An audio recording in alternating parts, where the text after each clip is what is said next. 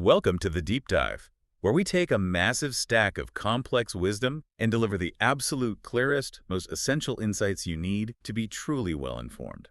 And today we are definitely turning inward. We're looking at a really profound guide to what spiritual masters call the war of thoughts. The source material for this is St. Paisios of Mount Athos' Spiritual Counsels, Volume 3.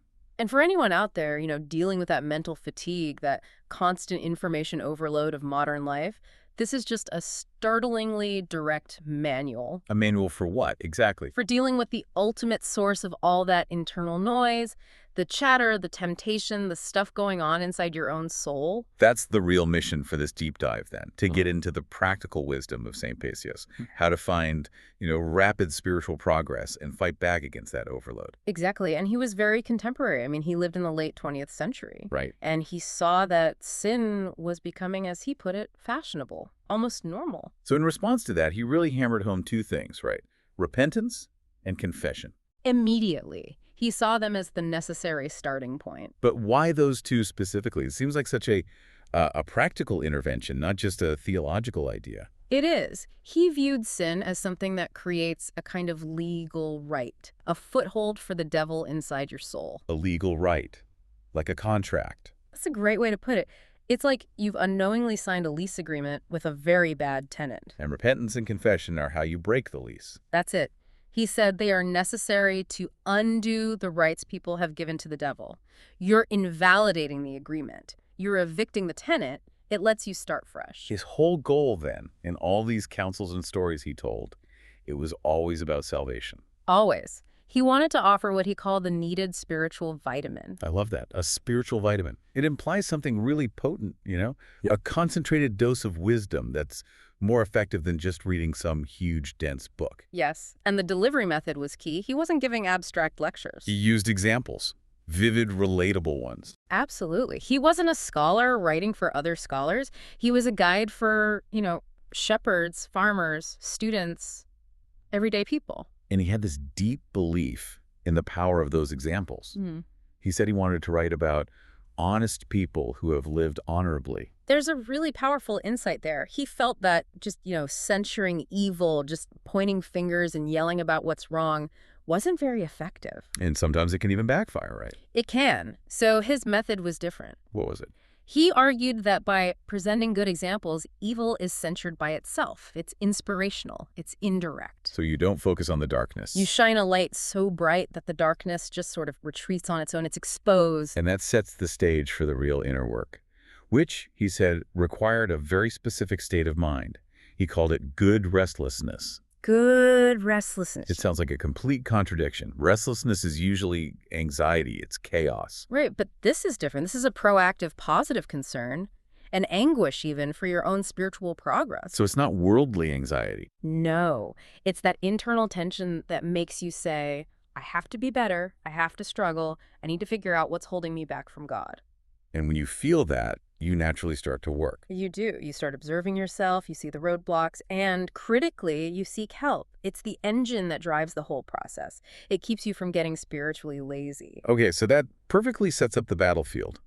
If that restlessness is the engine, the actual fighting is this war of thoughts. Exactly. We keep using that term, but the Greek word is logosmoi. For anyone listening who wants to be really precise, what exactly is illogosmos? Because it's obviously not just a random thought popping into your head. No, it's much more complex, and you have to understand the definition to fight the war. Right. In ascetic writing, logosmos is it's a multifaceted term. Okay. So at its simplest, yes, it's a thought or an image that just passes through your mind. But it also includes an emotion, a suggestion, a tendency toward good or evil. So it's more than just an idea. It has a direction, a pull. A pull, exactly. And here's the crucial part. A logismos can evolve. It can become a deep-seated tendency, a mental habit that's been acquired with the help of your mind, your conscience, your emotions. And your will. And your will. That's the key. So once the will gets involved, that initial thought isn't just a seed anymore. It's become part of the structure of your inner world. It's become rooted. And this is the foundational principle for everything Paisios teaches here. Right. Every single action is preceded by a thought. So if you lose the battle, At the level of the logismos. The action, the sin, the negative reaction, it's almost inevitable. Yeah. The fight has to start at the root before your will agrees to it. Which makes the mind the most important piece of real estate in the entire spiritual life. Without a doubt. So what's the power dichotomy here between cultivating good thoughts and, just letting the bad ones hang around? The dichotomy is absolute, and it's immediate. He says that when you manage to see everything, every person, every event, every setback with good thoughts, you are instantly purified. Yeah. And you receive God's grace. Purity acts like a magnet for the Holy Spirit. And the opposite. The opposite is that bad thoughts, especially judgmental ones, they block divine grace. Condemning others gives the devil that legal right we talked about to come in and do his work, not just to you, but in you. So everything really does start with that choice, to harbor a good thought. It's the first move in the game. It sounds like the moment we choose a judgmental or negative thought, we're literally building a wall against grace. You are. Paisios used a beautiful image for this. He said the goal is to turn your heart into a flower garden. It's a stunning metaphor, isn't it? It shows the active work you have to do. He urges you to struggle, to be vigilant, before the tempter even has a chance to plant evil thoughts, which he calls weeds. So it's an active cultivation. Active cultivation. You have to intentionally plant good thoughts, charity, justification, gratitude, and transform your heart into that vibrant garden. And the reward is experiential. It's not just an idea. Right. When your heart is pure, your prayer is enriched by the divine fragrance that comes from that pure state. Your prayer isn't just words anymore. It's an outpouring of that inner beauty. But what happens when we fail? When we let the weeds grow, how destructive is that? The spiritual damage is immediate. He reminds us that the heart is the temple of the Holy Spirit. Okay. So when you pollute it with negativity, with malice, you are actively banishing God's grace. You're plunging your soul into spiritual darkness. And that makes any future progress so much harder because the one thing you need, the purity that attracts God's power, is gone. That's why the struggle for good thoughts isn't just some secondary exercise. It's the primary essential line of defense. Okay, let's get to the spiritual weapon itself then. The pure thought. This leads to what I think is his most radical teaching. It's so counterintuitive, especially if you're familiar with traditional asceticism. It is. It's a shocking claim. He says that a pure thought takes priority over physical discipline. This is where his teaching is truly revolutionary. He states quite bluntly that any ascetic discipline fasting, vigils, prostrations, sleeping on the floor, anything you do to subdue the body is in vain. In vain. If at the same time you're holding on to even the slightest grudge or bad thought about someone else. In vain. That's an incredibly heavy statement. I mean, for a person who sacrifices so much, who pushes their body to the limit, to be told that all that effort is just nullified. Nullified by internal resentment. It completely flips the whole merit-based idea of spiritual effort on its head. So why is it nullified? Why does the internal state just completely veto the external effort? Because the effort is contaminated. He uses this brilliant practical analogy to make it clear, the oil analogy. Okay. He asks, what's the point of mixing good oil, your ascetic effort, with filthy residue? That residue is only good for making soap. Your heart is the vessel you're trying to fill with God's grace. And if it's already full of gunk? If that vessel is full of impure residue, condemnation, resentment, malice, the second you pour in the good oil of fasting, the whole batch is ruined. You've wasted your effort and polluted your good deed. The vessel has to be emptied of the gunk first. So purity of thought isn't just a nice add-on to asceticism. It's the non-negotiable prerequisite. The internal landscape is the definitive factor, no matter how many miles you walk or how little you eat. If that's true, then how powerful is a single pure thought? He elevates it above everything else. A single good and pure thought, he says, has more power than any physical ascetic exercise. More power. Think of it like a broad, laborious effort versus a focused surgical strike. He saw the pure thought as laser beam of the A soul. laser beam of the soul. Capable of cutting through all that contamination and instantly purifying your internal atmosphere. We need a concrete example of that. How does that laser beam work in practice? He gives a very detailed one. It's about a young man who was tormented by the devil with persistent and impure thoughts. Logismoi. So to fight this, the young man was doing some very severe physical disciplines. Long vigils, 3-day fasts, living in isolation. He was going all in. physically. All in. And Paisios acknowledged that the effort was good, but he said that a single good and pure thought brought to mind, a thought of love, or of the purity of the Mother of God, or just focused spiritual gratitude, was of greater help in overcoming the problem than all the physical discipline combined. Greater help. The pure thought instantly elevates the person. It changes their inner reality. It deprives the tempter of his foothold faster and more effectively than a long, grueling fast ever could. That shifts the whole focus from physical endurance to mental perception. Does this power only apply to fighting specific temptations like that? Or is it a general principle for how you see the world? It's the general principle for the entire spiritual life. When he says you have to see all things with good thoughts, he's talking about a complete reframing of your perception. A new way of seeing. This mental discipline allows a person to justify all things in the good sense of the term. It means you look past the surface, the irritation, the rudeness, the injustice, and you interpret the situation with spiritual eyes. You always look for a charitable explanation. That's what Christ taught, isn't it? Yeah. Judge not according to the appearance, but judge righteous judgment. That's exactly it. And that commitment to purity of thought is what fills the soul with God's grace. Which sets up the need for mental discipline perfectly. If purity needs focus, then the enemy is whatever destroys that focus. Right. And Paisios says the core problem is having many thoughts. Why is just an abundance of thoughts, even neutral ones, such a huge spiritual disease for us today? He called vain or unnecessary thoughts a great illness of our times. In a healthy person, having too many thoughts just running wild in your mind, that constant mental clutter, it will confuse you. It paralyzes you with indecision. It makes you useless for spiritual work. It's like trying to walk through a dense fog. You can't see the path. Your mind gets so scattered that no single thought can ever be cultivated into that powerful laser beam. So the sheer volume of thoughts creates an internal sickness. And he uses very strong language here. He says, a healthy person suffering from sinister thoughts, those evil suggestions from the left side, is experiencing a terrible sickness that deserves a straitjacket.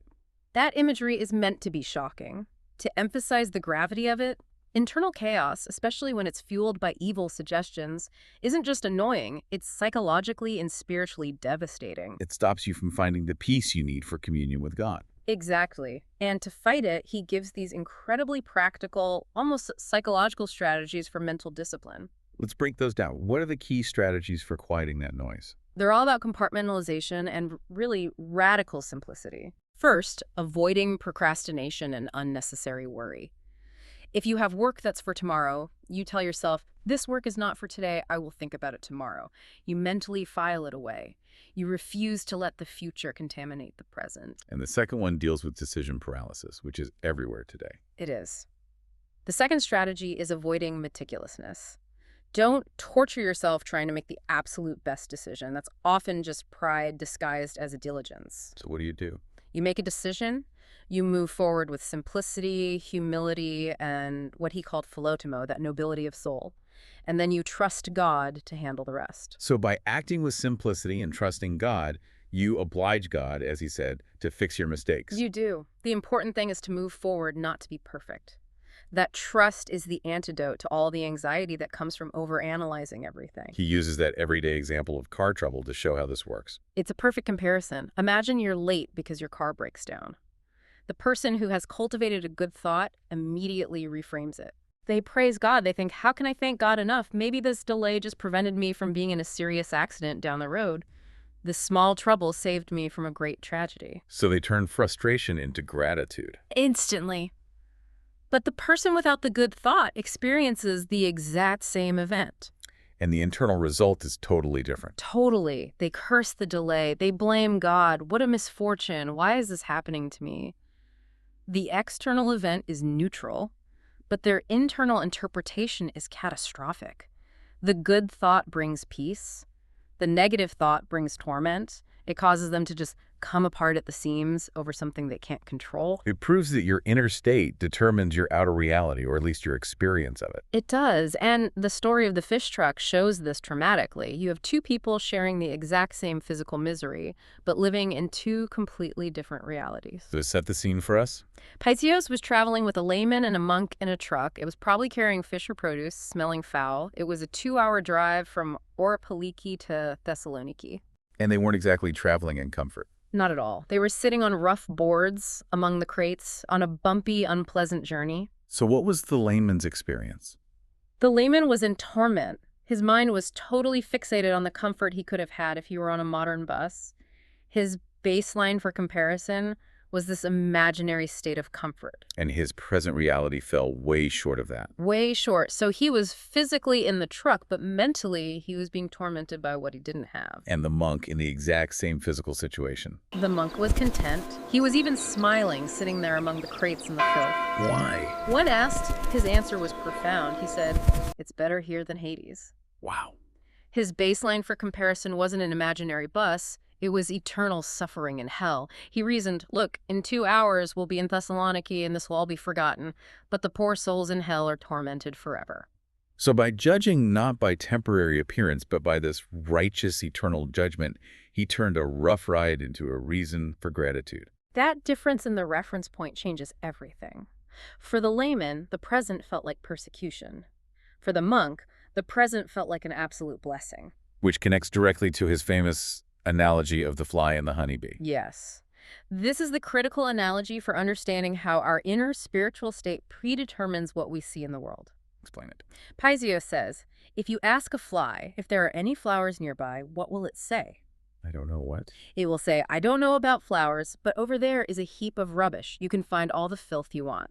The fly is just wired to only seek, see, and focus on filth and evil. And if you ask the honeybee about the unclean things, the honeybee, focused on its purpose, will reply, no, I haven't seen any unclean things. This place is full of the most fragrant flowers. So some people are like the fly, always seeking out evil, and others are like the honeybee, always seeking out the good. Exactly. The analogy teaches that what's inside you dictates your external conclusions. The person with good thoughts maintains a positive, charitable thought no matter what they see or hear. That's such a challenge to our modern tendency to find fault, to criticize everything, which is just amplified by social media. It's a constant battle. So how do you actually rewire your brain to go from being a fly to being a honeybee? It's a constant process of demolishing one thought and immediately replacing it with a better one. He showed this with the story of a young high school student who came to see him. The one he decided to test. Severely. He started saying negative things about Father Paisios. He said, oh, he's not here, he went to buy cigarettes, or he's drunk, or he's neglecting his duties. He was intentionally feeding him these negative logosmoi to see what he'd do. Precisely. And when Paisios said the elder went to buy cigarettes, the student immediately countered with a charitable thought. It looks like he must have gone out to help someone who was sick. So he just refused the negative suggestion. He did. Paisios pushed harder, saying the elder smoked them all and was desperate. The young man's eyes filled with tears, and he said, we torment Father Paisios with our requests.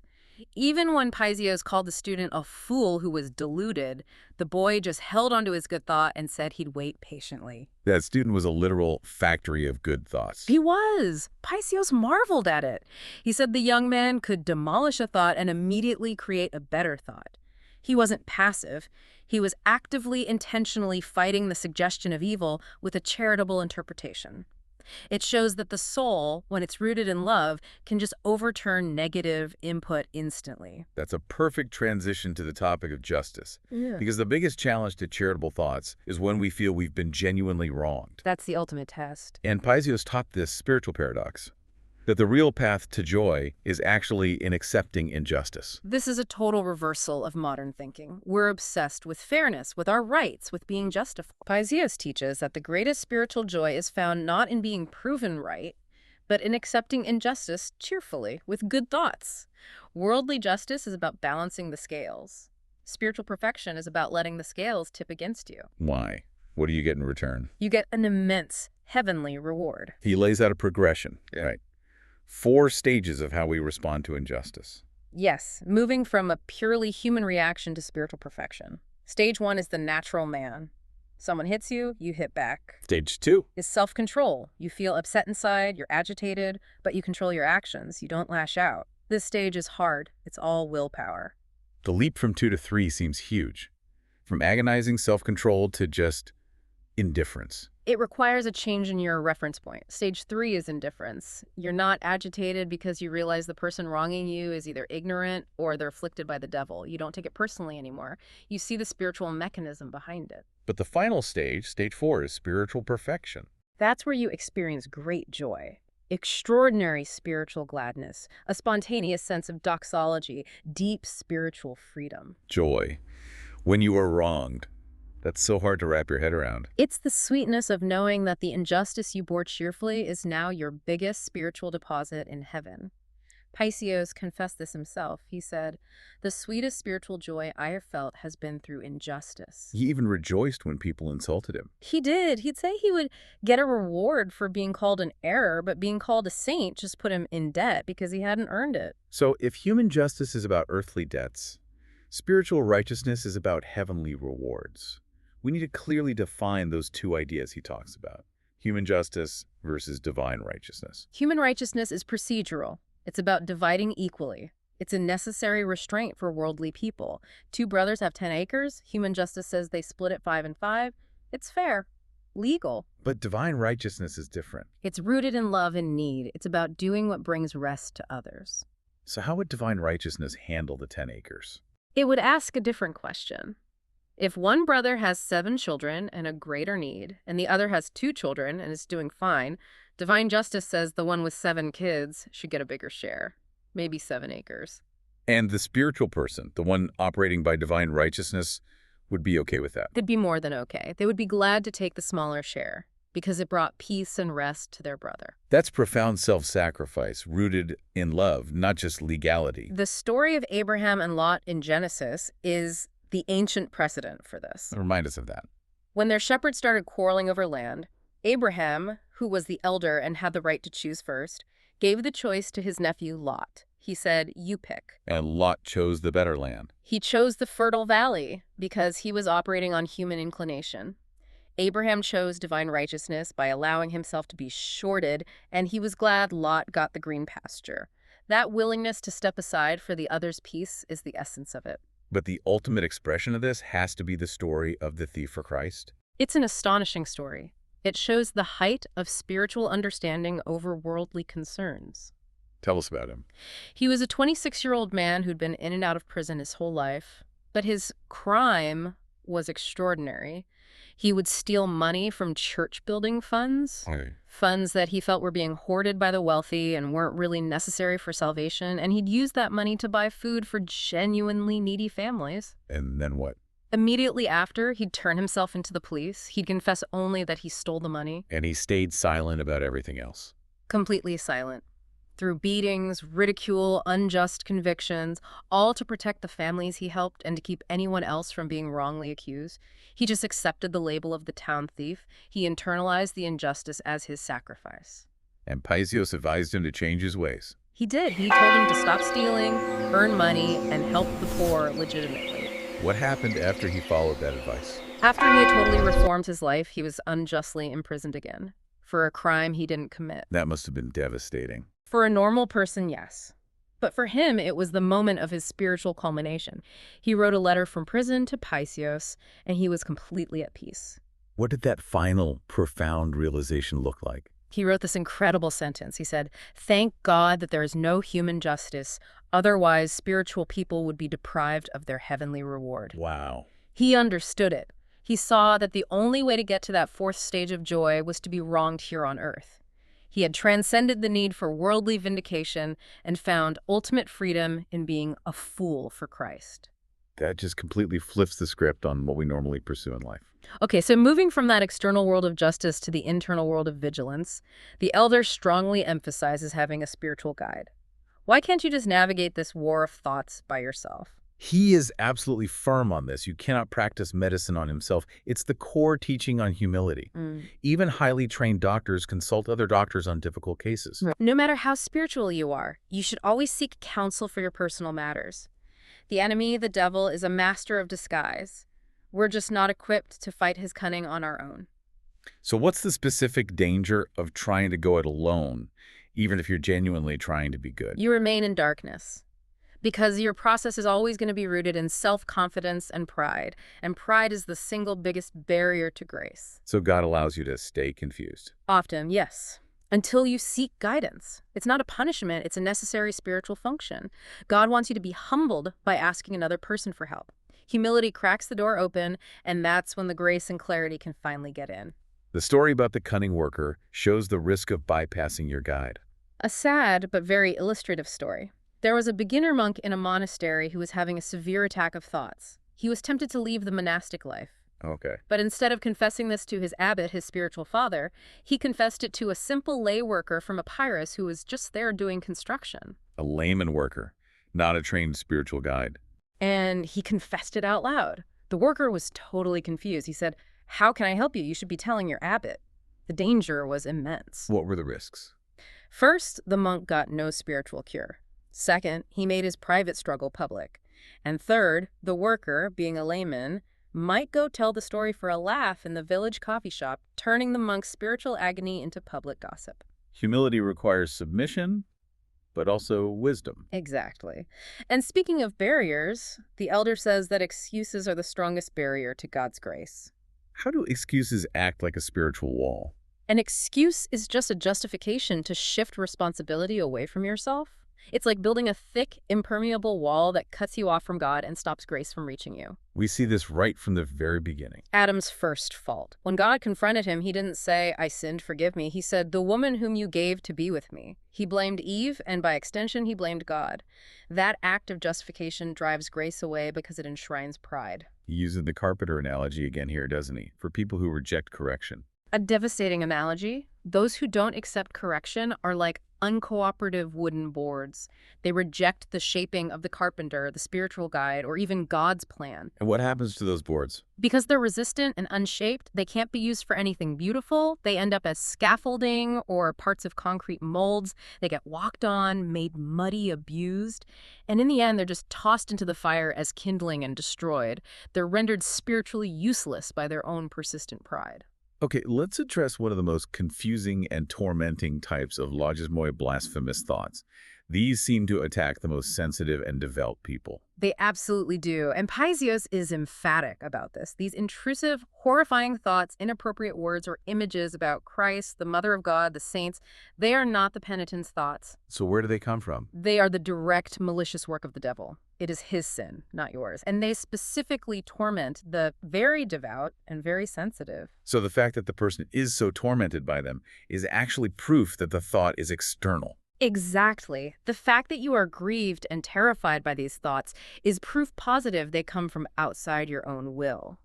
Paisios said you shouldn't grieve over the devil's sins. The devil exploits that sensitivity. He magnifies small faults to lead you into despair or to make you useless through obsessive fear. It's spiritual psychological warfare.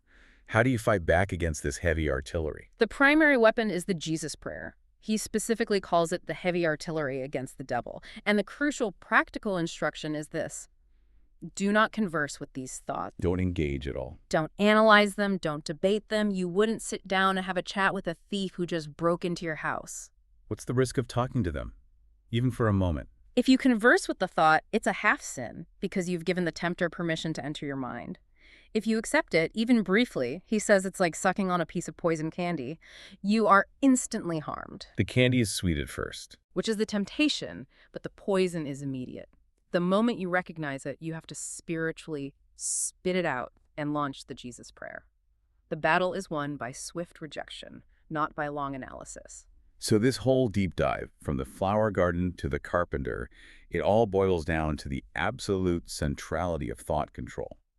It's about making your mind a factory of good thoughts. That ties the whole system together. He explained that if you actively work on yourself and cultivate good thoughts about everyone and everything, even the bad things you see, you are intentionally installing love in your mind. This purifies your heart, and your conclusions will start to reflect that purity, not judgment. And a good thought has power outside of you as well. Tremendous power. He noted that it often disarms the other person and makes him behave properly. It transforms your internal world, which then transforms how you perceive the external world. Let's summarize the key takeaways for our listener then. The first and most radical one is about spiritual priorities. Yes. The foundational importance of thought control over any external actions. A single pure thought is a spiritual laser beam that outweighs long fasts or vigils if your heart is full of resentment. Purity of thought is the prerequisite for grace. Second, the spiritual reward system is the inverse of the worldly one. Right. The goal of that inner purity is to completely reframe suffering. You have to accept the spiritual paradox and recognize the profound reward, the sweetest joy of accepting injustice. We should seek divine righteousness, which is giving to others to bring them rest, not the cold calculation of human justice. And finally, the need for an outside perspective to fight our own internal deception. Humility and obedience to a spiritual guide are absolutely vital. To combat inner deception, to fight our tendency to trust our own conclusions, and to fight the cunning of the devil, we have to confess regularly, honestly, and without building that prideful wall of excuses. It seems like the entire practice just demands a profound and continuous act of self-awareness. It does. An awareness of your own sinfulness has tremendous power. Spiritual progress isn't measured by big visions or miracles. It's measured by internal changes. When you start seeing things you used to think were small faults as serious matters, you know you're advancing. The goal is to see your true self. So as we close this deep dive into the war of thoughts, what's the final provocative thought to leave our listener with? Something for them to really mull over. Consider this about how accessible this spiritual battle really is. The war against thoughts is not waged with heavy tools that one may not be able to raise and work with because his hands are weak and shaking. So it's not just for spiritual giants. It's not. It's a battle fought simply with consistent vigilance and that internal choice to reject the first logismos. When you start to feel that good restlessness, that positive concern for your inner state, you've already done the hardest part. You've started to catch the thief within. The struggle itself is better than indifference. Always. A profound, taxing struggle is always better than spiritual indifference. Because when you catch the thief, you know the enemy's address, and you can begin the real, focused work. Your spiritual life isn't determined by your outward actions. It's determined by the silent, immediate choice you make about the thought that is currently passing through your mind. And that choice is yours every second of every day.